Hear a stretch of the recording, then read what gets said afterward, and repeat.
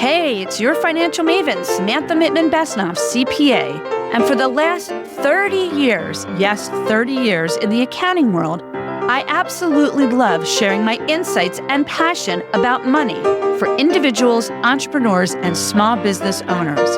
Knowing your money and hopefully feeling less stressed about your money is what I call being financially empowered. Welcome to the Your Financial Maven podcast.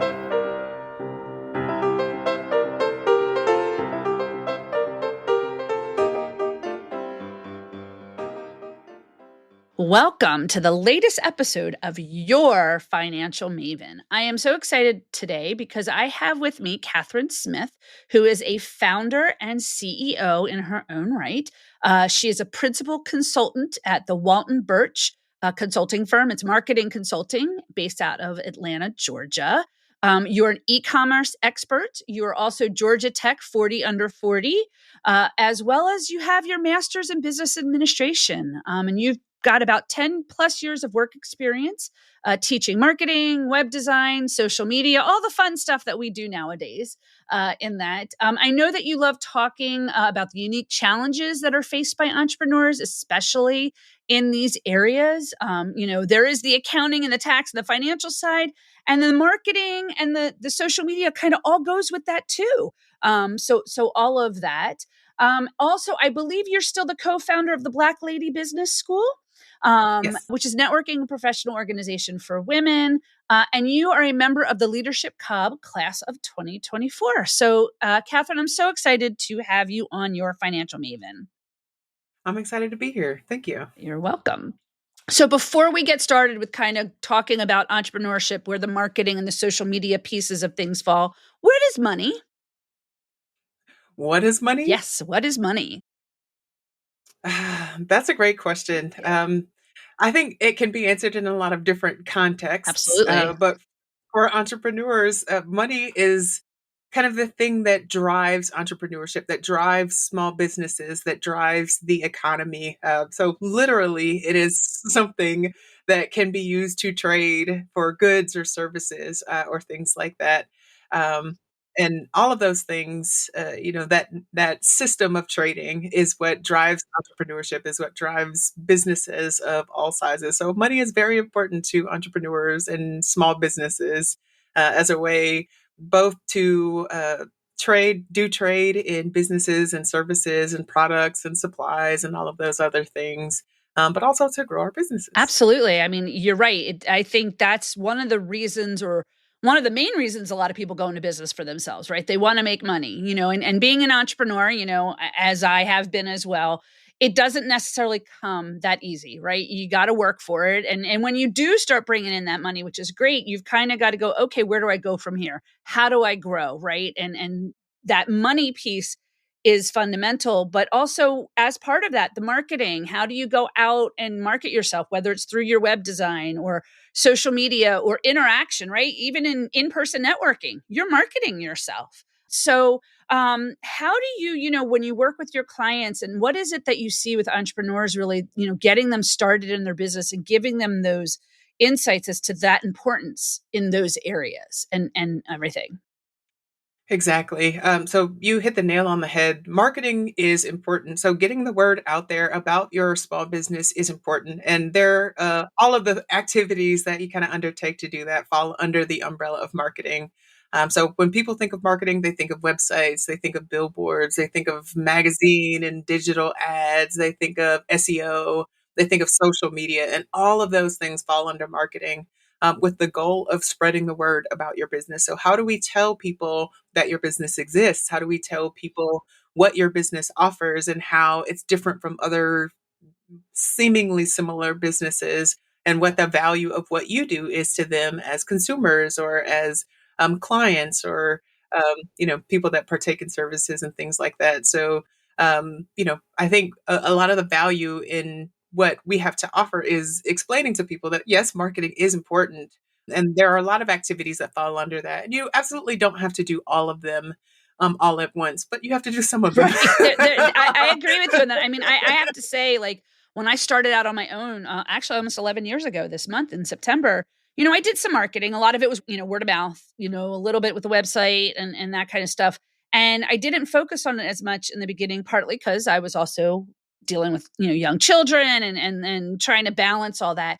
But as my kids got older, as I got more into the business, I realized like, okay, I got to make sure the website is clean and clear in my head, right? There, I'm sure there's all different kinds of ways of doing it. But now you add the social media piece, right? And a lot of that can be free marketing to a degree, right? But you sometimes need to spend the money to have people help you with that. I'm sure you run across that all the time in your field, in your area of, well, I don't, this is my budget, right, for marketing. So what are, the things that you can do or tell people like, yeah, focus on this, is it good to focus on one area or should we spread ourselves over several areas in that regards? Oh, that's the Yeah. question, actually. That's not Oh, a good good. I hit question, it that is hit the right on the great head. Okay. question. I think marketing can be absolutely overwhelming, especially if you aren't coming into entrepreneurship or coming into running a small business with experience in marketing. And so to that, I would say to start somewhere. That's one of my favorite kind of motivational pieces of advice to give to people, just generally, is to start somewhere. If it is important for people to know that your business exists, then you have to find a way to let people know that your business exists. And because there are you have varying levels of capacity at different points during starting a Absolutely. business. It wouldn't necessarily make sense for you as a small business owner to go stand out on the corner flipping a sign. I mean, unless of course your store is a brick and mortar boutique, in which Right. case it might It might actually work. make sense. Yeah. Like, so the marketing, what you do for marketing, what you do to spread the word about your business is going to depend a lot on your budget and your bandwidth, whether that's your time, energy, resources, staffing, and your target audience. So you can stand out there flipping the sign, but if all of your clients and customers are online, then flipping the sign may It not doesn't be the work. best use of may not be the best use of your time and energy. So to that, I say start somewhere. So even if you, as an online seller, stand out there with the sign, flipping the sign, at some point you're going to realize, like, hey, this isn't paying off in the way that it really needs to in order for it to be worth my time. And that's when you try something else. So I don't think that, one particular marketing mix or one particular marketing channel works universally for everyone. I think part of learning to run your business, starting to learn, or part of learning entrepreneurship and being an entrepreneur is learning what works from a marketing perspective. So I say start somewhere. So don't necessarily blow the budget out at the beginning. Right. Start with something that kind of makes sense for you, where you are from a budget perspective, from a time and energy and resources perspective.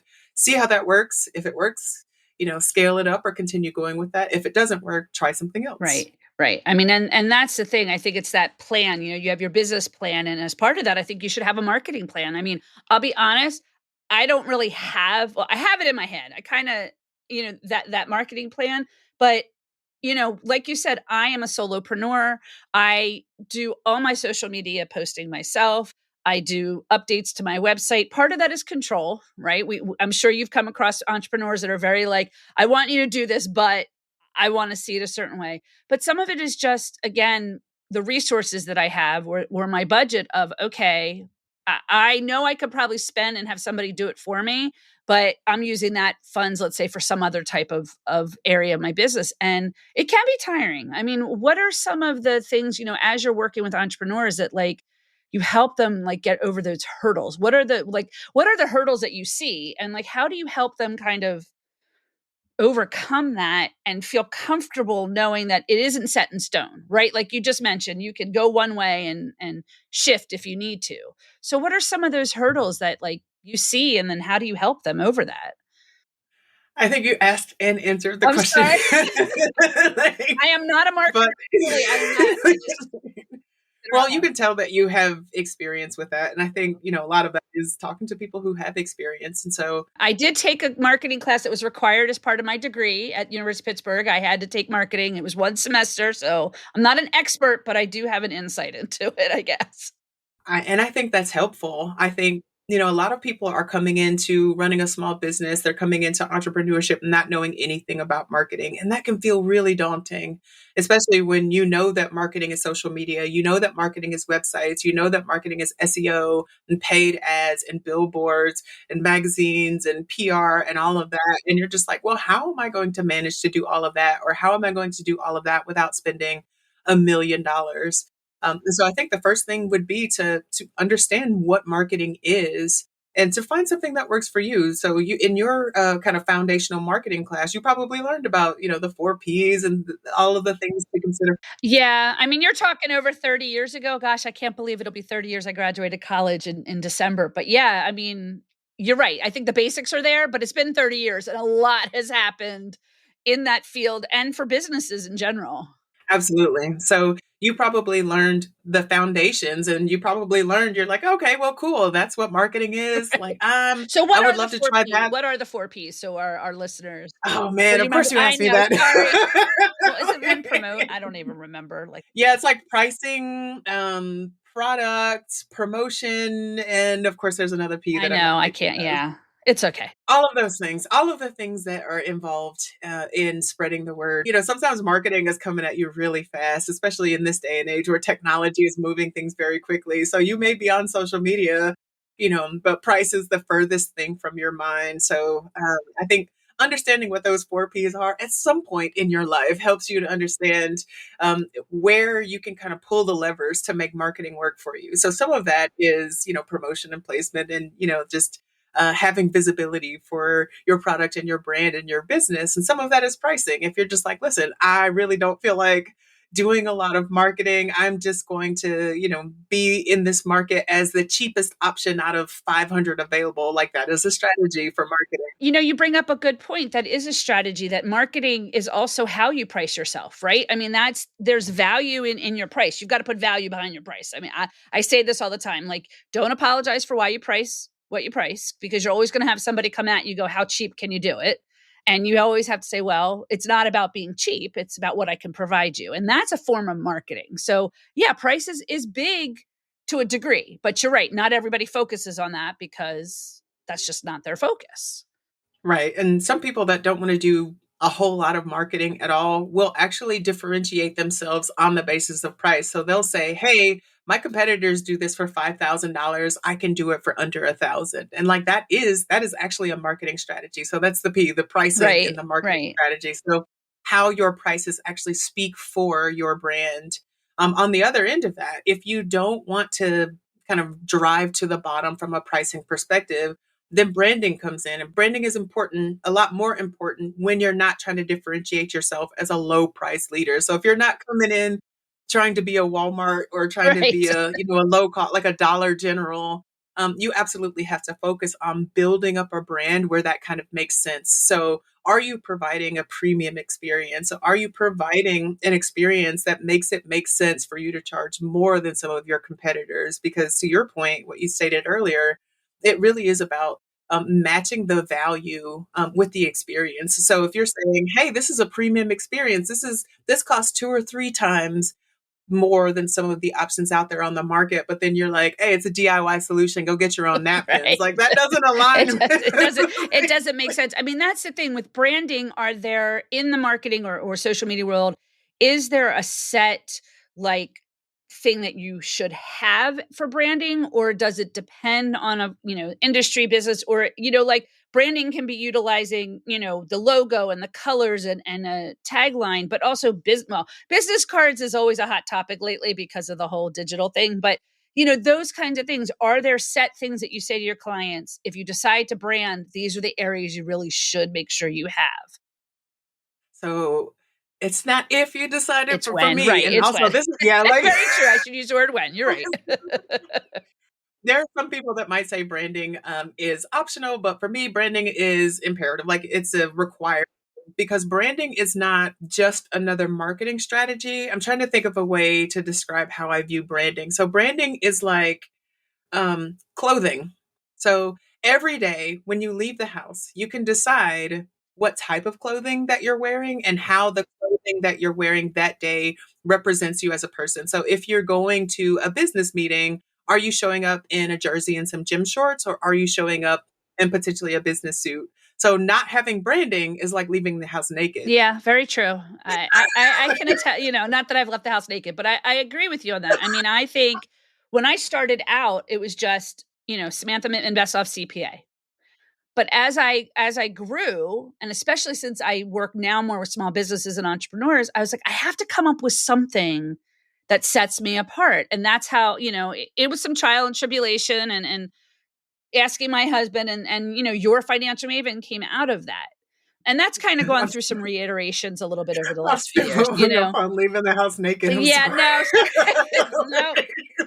Yeah, so it doesn't make sense to leave the house naked, especially if you don't want people to view you as crazy. So for me, branding is just what you decide to put on and how what you're putting on every day um, tells the story of who you are and what you provide. So it's the same thing. So your branding technically is your logo, is the type fonts and typefaces, is the tone and the words that you use and the way that you speak to and about yourself and your customers. So all of that is included in branding.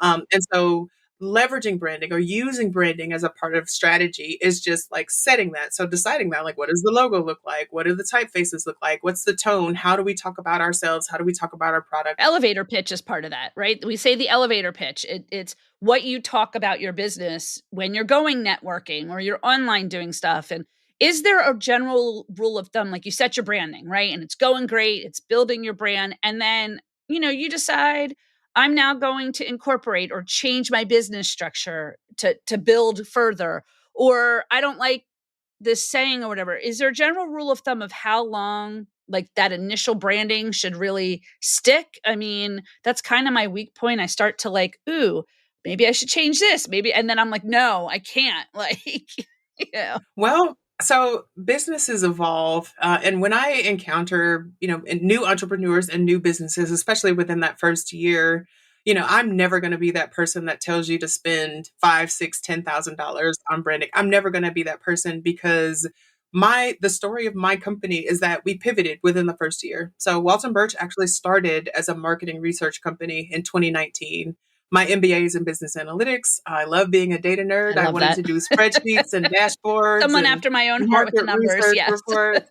Exactly. That was the plan. And that is why Walton Birch is named Walton Birch, because I wanted people to hear the name and think of like the McKinseys and Forresters and companies like that. But COVID started about 8 months into business for me, and I found it incredibly difficult to get in front of new clients and prospects and get referrals or anything like that. And so I pivoted back into the web development space, which is a skill that I personally picked up early in my career. And so then Walton Birch became a web development company.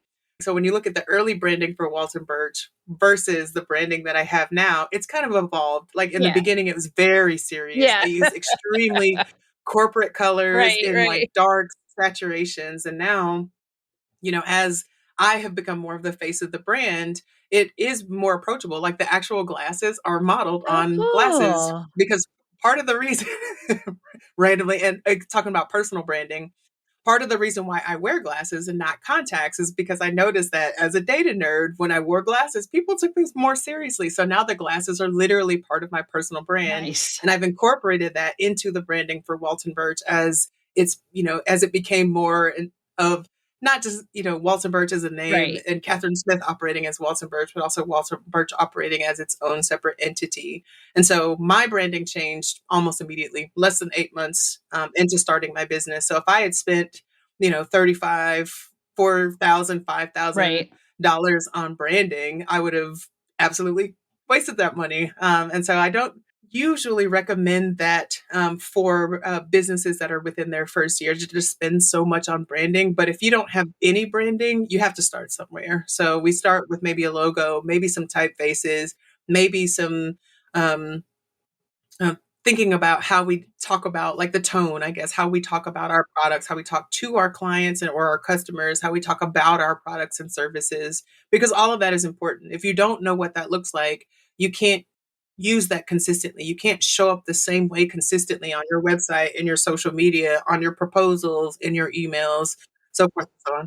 And it takes time, right? to grow a business for entrepreneurs, it takes time. And I think the branding and the marketing help that, and like you said, even if you start small, and you have that network, however you're reaching out to people, and you're constantly using that, whether it's a phrase or just the logo to help people, are there any other hurdles? I mean, you've been doing this for 10 years or more, but the idea that even 15 years ago, when our social media, our internet usage, our digital usage wasn't where it is today, have you found some of those hurdles with some of your older, not say older clients, but your clients who've been around a lot longer, that they've had to, like, helping them shift into that mindset, because it's so different that even 5 years ago, how we get ourselves out there, to small business, the small business is getting their word out there to people. Yeah, I think social media is an enigma. Yeah, Like, it definitely social is. media is challenging for everyone. I've actually seen, millennial and Gen Z, like, and younger, having trouble translating how they exist on social media as individuals to how they exist on social media as a brand. Like, they're like, it's how do I even create content? How do I show up online? What does that look like? And it's because the way that we interact and the way that we engage with on social media as an individual is different than the way that a business or a brand shows up on social media. And also, when you think about the way that you think about how different businesses and brands leverage social media, you're just like, I don't have the money for that. I don't have the money to make these full blown commercials. I don't have money to do expensive product shoots with my photos. So how can I show up on social media? And so I think that this is a challenge for everyone across the generations, whether you grew up with social media or if you grew up, or if you started your business prior to the age of social media. And I don't think that there is a universal strategy for how you show up on social media. I think branding is a part of that. So, the way that your brand shows up. So, is it a serious brand or is it a fun brand? Is it a trendy brand? Like, what are those values for the business and how does that show up in branding? And then that actually kind of dictates what your social media presence looks like. And I'm trying to think of some examples of this. So some brands that we don't typically see on social media, like that Cybertruck, the Tesla Oh, Cybertruck. terrible, but yeah, sorry. Well, I mean, we don't see it on social media. They don't need to advertise on Right, social media. That's not part of their brand. Like, they are very much about, catering to early adopters. So they're one of the best kept secrets. And so there are a lot of brands that are best kept secret type brands. Those brands are not going to be on social media, or if they are, they're going to be on social media in a way that's kind of like mysterious. right, Like Beyonce. right. Beyonce Very is a mysterious mysterious. Yes. brand. Beyonce and Lizzo, I think, are two great examples of social media brands. So they're both, like, their brand is their business, but Beyonce markets in, like, premium exclusivity, and a big air of mysteriousness. And Lizzo's like, nope, I'm the everyday around the corner type girl. You're gonna know what I'm eating every day. I'm gonna show you an outfit of the day every single day. And so I think those are two great examples of brands on social media. And I think businesses are the same way. Like, is your brand a Beyonce or is your brand more relatable and like a Lizzo? And I think that dictates kind of your strategy for social media as Yeah, well. I think that's a very good point. I think that's something that, and entrepreneurs and small business owners, we go through our ebbs and flows, ups and downs. We have our good times, and then there are areas where we're frustrated, or we're not getting the sales. We're not in that regards, doing all that. But I think that like you bring that point up, for me, from a social media standpoint, yeah, I want to get on there and connect with people and have fun and all that. But I actually have a personal, like, Instagram and a business Instagram, because for me, yeah, I could combine them, but like there are just some things on my personal that I don't necessarily want to share on my business. It doesn't change who I am. I just don't feel that certain content really is what will push my brand out there or push what I want to offer out there. But I still need to be true to myself. I think that's for any entrepreneur. However you do your branding or your social, your marketing or your website, you got to kind of have a little bit of yourself, like you mentioned with the glasses, right? Like it's okay to have like a little bit of yourself in there. Yeah, absolutely. I think, especially as a solopreneur, it is okay to have yourself in the branding. So one of the challenges that I have is my name is unusually common. Yes. I think both of my names, both my first name and my last name, are Yes. like in the top 10 for the most common names in the United States. So to get out there with like Kathryn Smith's marketing agency, that was not going to cut it. Right, right. That Even was though your Catherine is spelled a little different than other people's Catherine, right? Like there's a variety of ways to spell it. Yes, it might not grab people's attention. right. And like even when I Google myself now, like the results are like, which Kathryn Smith did Right. you mean? And I've gotten as specific as saying Kathryn Smith marketing in Atlanta, Georgia. And I'm not the only result. Like there is Interesting. a marketing director here in Atlanta named Kathryn Smith, spelled the exact Oh, same way wow. that mine is. And she's like a head of marketing at a very large firm. So I'm like, all right, well, I either need to move or Right. change my name. Like, so I think, but to answer your question, it is absolutely acceptable and necessary, as especially as a solopreneur, to kind of incorporate yourself into your brand because that way it feels natural. It doesn't feel like you're living a dual life. However, I will say that I actually encountered this. I started out as a solopreneur, but now Walton Birch is a team. So Walton Birch, instead of being Kathryn Smith operating as Walton Birch, it is now Kathryn Smith and six other people operating as Walton Birch. And so I'm divesting. And so if this was named Kathryn Smith, then Kathryn Smith would have to divest from Kathryn Smith. So I do think that there is something to be said of having a brand that is separate from your name so that once the brand got it, or once, like if the brand gets larger and evolves and there's more people kind of operating under that name, it makes more sense to kind of separate that from you as an individual, especially if you decide to kind of go off and do something else. No, I mean, I think you make, a very, very valuable point. So I want to just shift just a little because I know you're so passionate about this, but how did you like your story of how you got involved or wanted to be an entrepreneur to this point? Like what, you mentioned that, the whole marketing, the data analysis, but what kind of gave your passion? Because I think for people out there to listen to as small business owners and entrepreneurs, again, that's not a set thing that's the same for everybody, right? There are, me, I've always wanted to be in business. I always wanted to be an accountant. I mean, somehow dealing with numbers, and I always wanted to be a CPA once I finally decided that. But my path to here was very windy because I think at some level I knew I had to gain other experiences before I could go out on my own. I didn't know it at the time, but if I look back and go, oh, yeah, I have area in public accounting, nonprofit, government, and that helps guide me, to where I'm at today. Maybe not the podcasting. I had to learn that completely different, but So how did you get started? My path was also extremely winding, and I actually did not want to be an entrepreneur at all. When I was growing up, my mom was an entrepreneur, and it was incredibly difficult for her to kind of gain traction in her business. We have a very large family, and I didn't feel like the family supported her business, and they kept calling it her little business. And it was always a struggle for her to get new clients and new customers and, stay on top of trends and run the business by herself. And so I saw that and I was like, I don't really want to do that. That feels like a lot of work.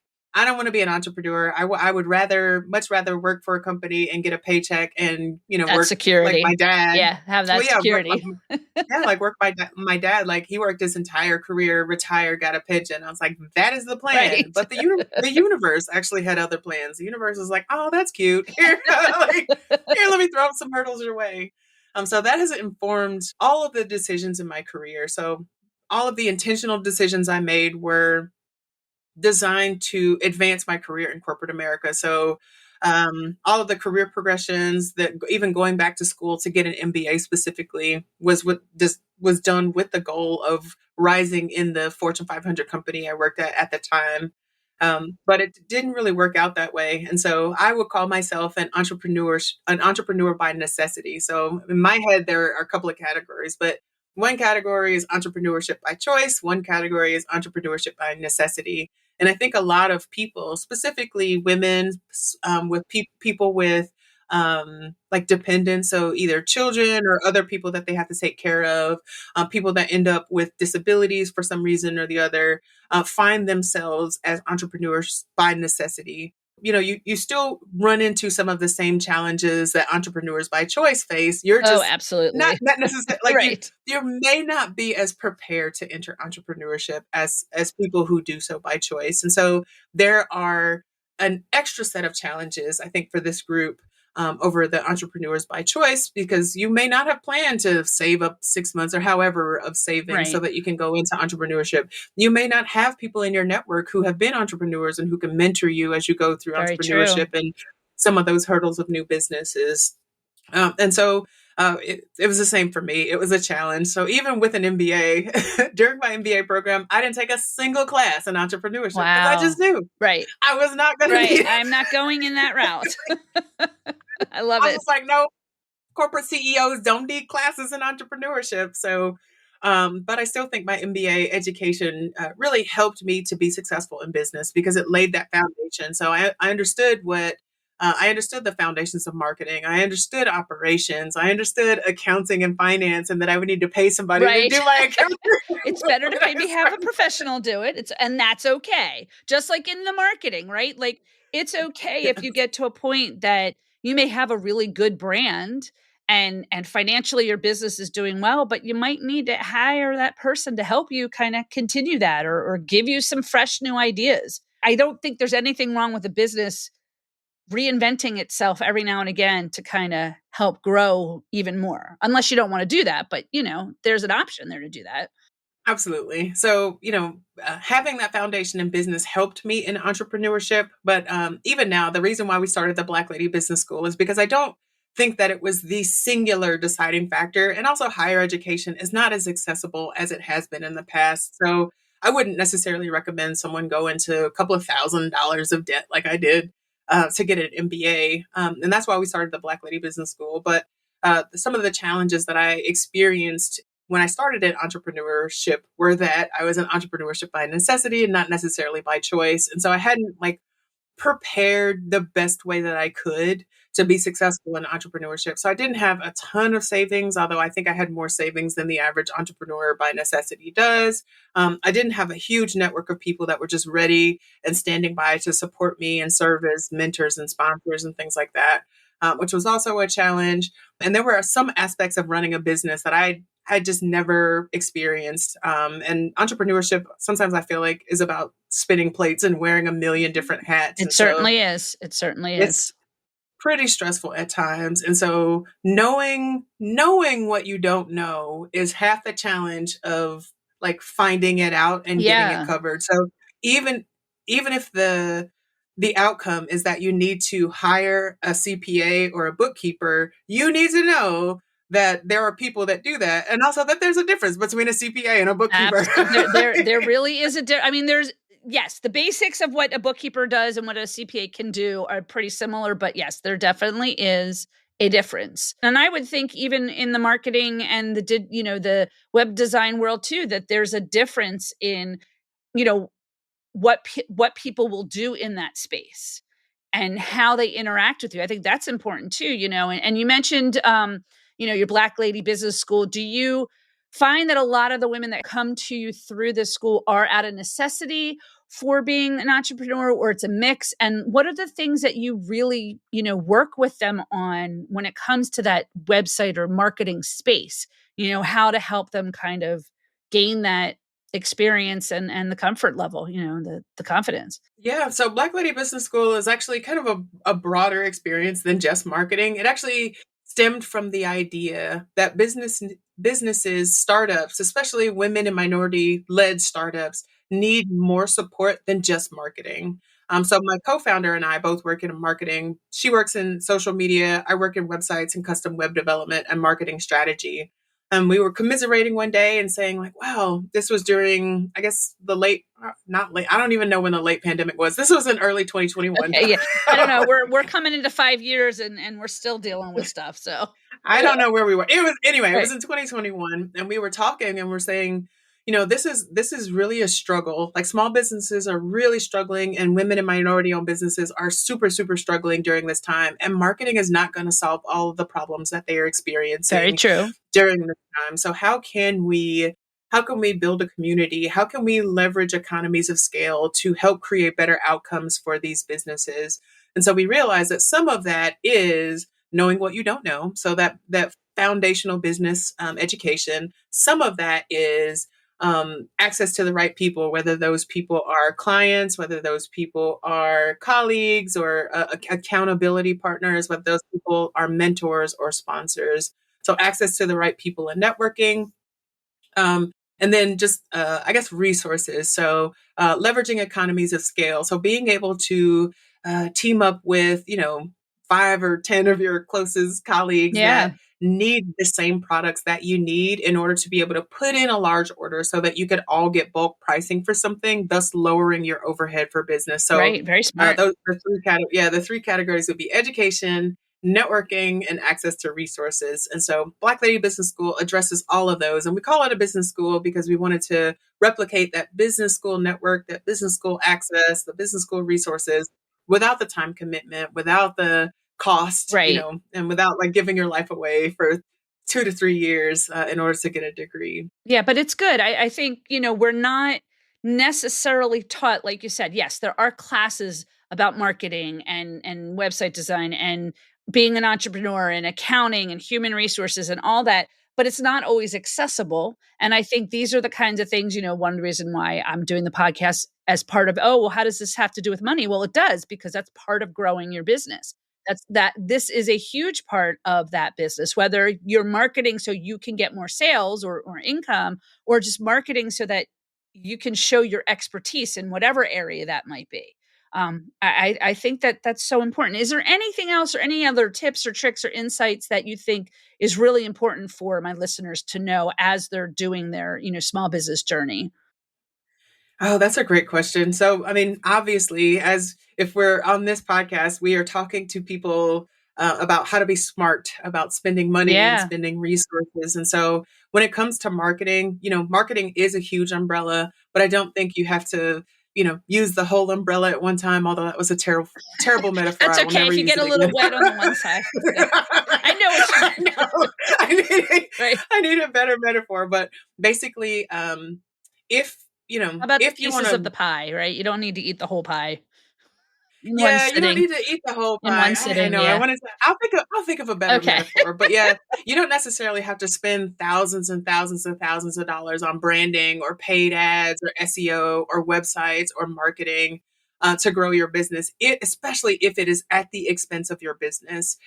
There are things that you can do on a smaller scale that make more sense for where your business is that will help you to get the word out, to spread the word, to differentiate yourself from your competitors and to attract new clients and customers. So I think that that is the theme that's kind of relevant to the show. You don't have to blow the budget on marketing. So start somewhere, start where you are, and then just run tests, do things, see how they work out. If they're not working, try something else. So don't start at $10,000. Right. Maybe start at like $10 Right. and work up from there. Well, and I think that, that's an important thing, because if you are on social media, if you have a Facebook page that you create, you don't have to do the boosting or the ads and pay for that. You just have your page and start sharing that with your family and your friends, and just getting out there. If yes, I know we're going to digital world, but I still carry business cards. In fact, a lot of people that I network with still carry business cards. I mean, you go to these networkings. Yes, there's money to get involved in chambers and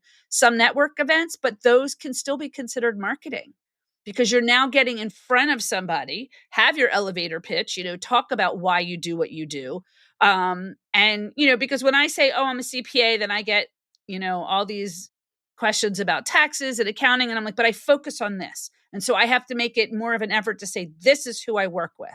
And it's okay that you're not an entrepreneur for all, right? You have to really come and focus on what you want to provide. And your marketing can help Absolutely. with that. Yes, it should help with Yes, that. you hope.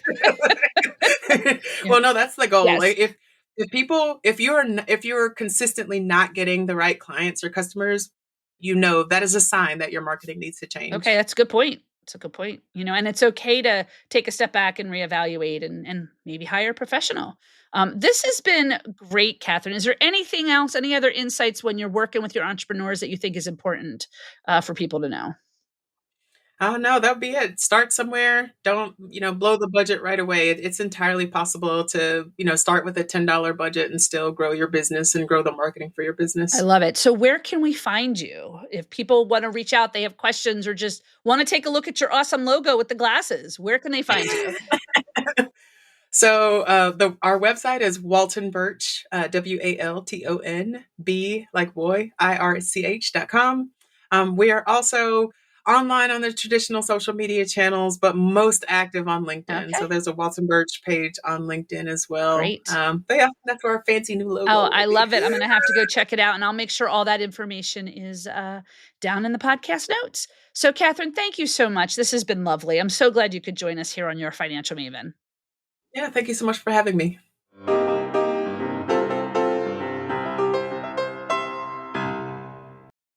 Follow, like, and subscribe to Your Financial Maven wherever you listen to your podcasts. And make sure that you leave your money stories or questions for me at www.yourfinancialmavenpodcast.com. I cannot wait to hear what you have to say about money. The purpose of this podcast is to provide general information on the subjects discussed. It is for educational, informational, and entertainment purposes only. It is not meant to resolve your specific financial needs or situations. Please consult with your CPA, tax, or financial professionals. Your Financial Maven is hosted and produced by Samantha M. Besnoff, CPA, and Your Financial Maven, LLC. Editing is done by Chris Zarnock of KM Zen Creative. Music is written, composed, and performed by Daniel Shore.